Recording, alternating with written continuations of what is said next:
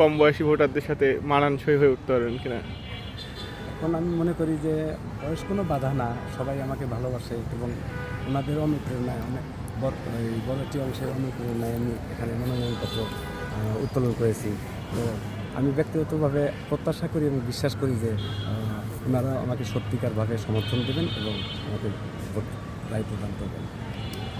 কোন পদে নির্বাচন করছেন? আমি মিডিয়া অ্যান্ড পাবলিকেশন সম্পাদক পদে। কেমন সাড়া পাচ্ছেন আপনার সহপাঠী শিক্ষার্থীদের?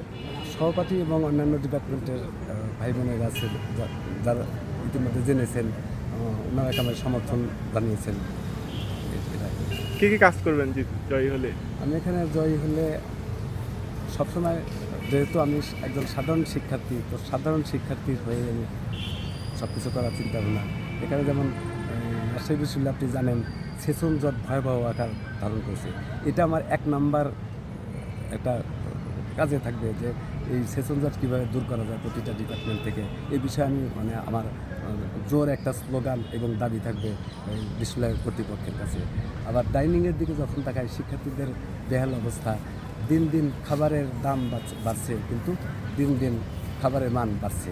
তো একইভাবে আপনার চিকিৎসার দিকে যদি যাই, শিক্ষার্থীদের চিকিৎসার বিষয় ওই একটি বিষয় যে এখানে বেহাল দশা চলছে, উপযুক্ত চিকিৎসা হচ্ছে না, উপযুক্ত চিকিৎসার অভাবে ছাত্ররা পুষ্টিহীনতায় ভুগছে। তো এরকম শিক্ষার্থীদের প্রতিটি বিষয় যেগুলো শিক্ষার স্বার্থ সংশ্লিষ্ট বিষয়, সেই বিষয়গুলোতে আমি সবসময় শিক্ষার্থীর হয়ে ইতিবাচক দাবি করে একটি অগ্রণী ভূমিকা পালন করার চেষ্টা করব ইনশাআল্লাহ। Thank you.